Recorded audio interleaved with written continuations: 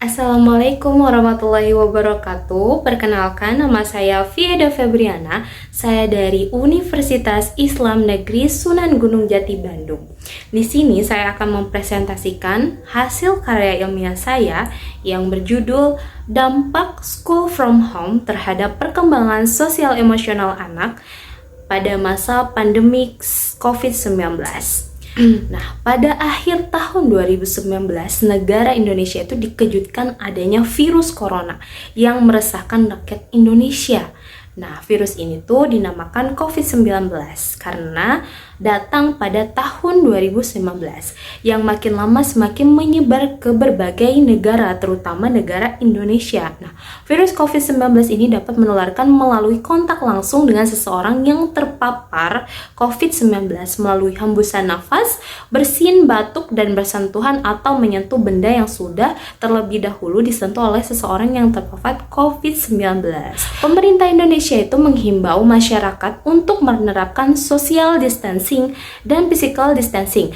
Nah, sesuai dengan himbauan Bapak Presiden Joko Widodo pada 15 Maret 2020. Pandemi COVID-19 ini berdampak pada bidang pendidikan, yaitu pembelajaran tidak diperbolehkan tatap muka di sekolah, melainkan dilakukan di rumah, sehingga aktivitas belajar dan mengajar dilakukan melalui daring atau pembelajaran online dari rumah. Ada dengan istilah school from home. School from home ini adalah program yang memindahkan proses pembelajaran dari sekolah ke rumah. Berdasarkan instruksi Kementerian Pendidikan dan Kebudayaan, sekolah untuk mengatur pembelajaran online memberikan pengalaman belajar yang bermakna bagi siswa tanpa dibebani tuntunan untuk mencapai semua persyaratan kurikulum. Teknologi canggih dalam pembelajaran dengan maksimal sinergi antara teknisi, siswa, dan orang tua itu di kegiatan belajar dari rumah. Guru, siswa, dan orang tua harus mahir menggunakan teknologi.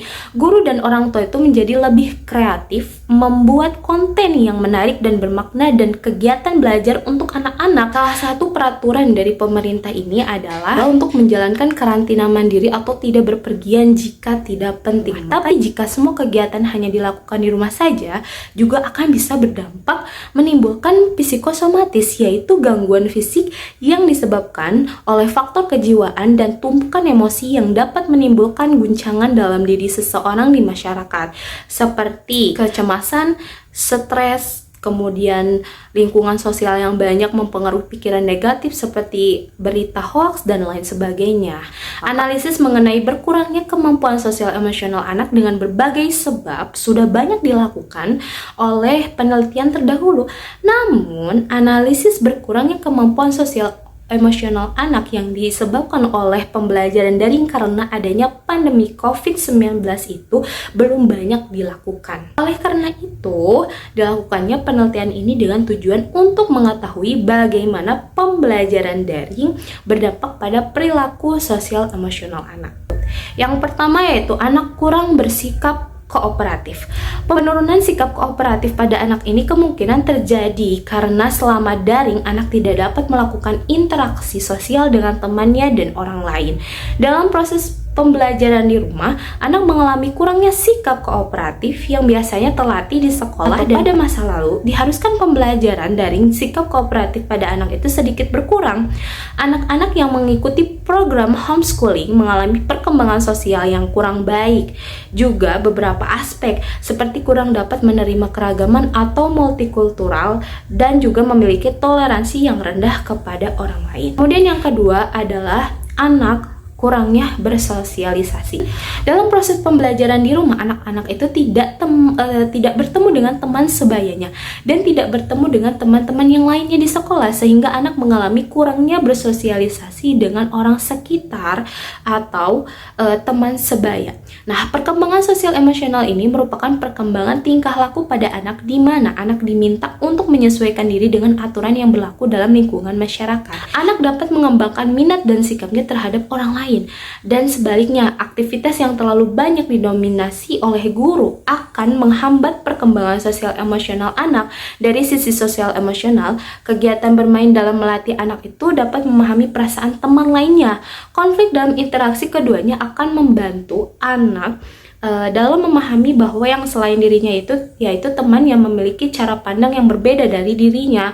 Penurunan pencapaian perkembangan sosial emosional ini kemungkinan terjadi karena selama daring, anak tidak dapat melakukan interaksi sosial dengan orang lain, khususnya guru dan teman-temannya. Nah, dan yang ketiga ada emosi anak yang terkadang merasa bosan.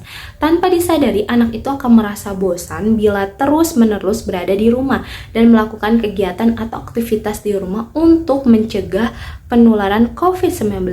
Hal ini tentu berdampak pada sosial emosional anak. Faktor yang mempengaruhi anak saat belajar di rumah adalah anak akan merasa cepat bosan karena pembelajaran dilakukan secara mandiri. Penerapan kebijakan belajar di rumah membuat sebagian siswa merasa cemas dan tertekan karena banyaknya tugas yang diberikan oleh guru, membuat banyak siswa merasa stres dan menjalani pembelajarannya dengan daring. Kemudian yang keempat ada anak merasa rindu teman dan guru. Nah, proses sosialisasi di sekolah itu pemeran utama. Pelaku utama sosialisasi adalah guru dan teman. Guru yang membimbing anak dalam proses bersosialisasi mengajarkan berbagai macam pengetahuan yang belum didapati anak di dalam keluarga. Nah, pada saat masa pandemi COVID-19 itu yang diharuskan anak untuk belajar di rumah membuat anak merasa sangat merindukan teman dan juga gurunya. Kemudian yang kelima ada anak juga bisa mengalami kekerasan verbal karena proses belajar yang lazim. Nah, kekerasan verbal pada anak merupakan semua bentuk ucapan dari orang tua untuk anak bersifat mengancam, menekan, dan menakuti serta menghina. Namun terkadang orang tua seringkali tidak sengaja mengucapkan ucapan demikian.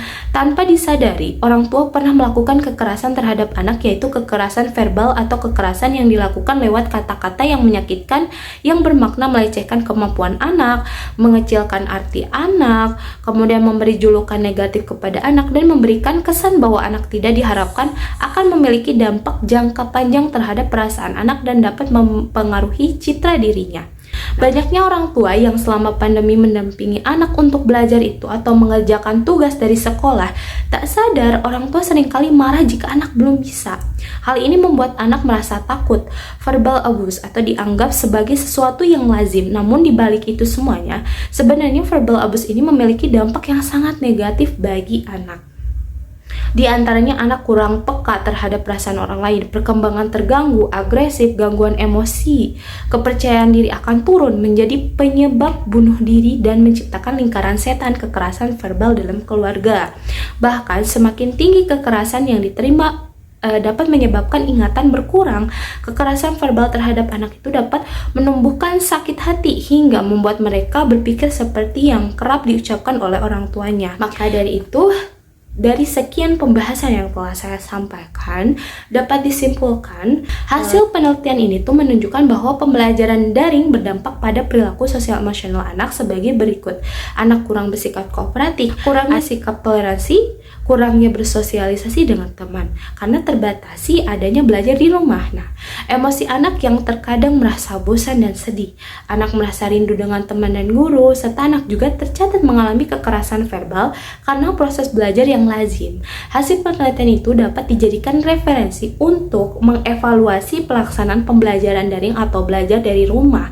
Mengingat pembelajaran daring itu akan berdampak besar bagi perkembangan anak, terutama pada sosial emosional anak. Baik, sekian yang bisa saya sampaikan. Semoga hasil presentasi saya ini sebagai pacuan kepada bagaimana sih dampak school from home yang telah lalu untuk menjadi pelajaran yang akan di masa depan nanti. Sekian, terima kasih yang telah saya sampaikan. Maaf jika ada kesalahan kata atau kekeliruan. Assalamualaikum warahmatullahi wabarakatuh.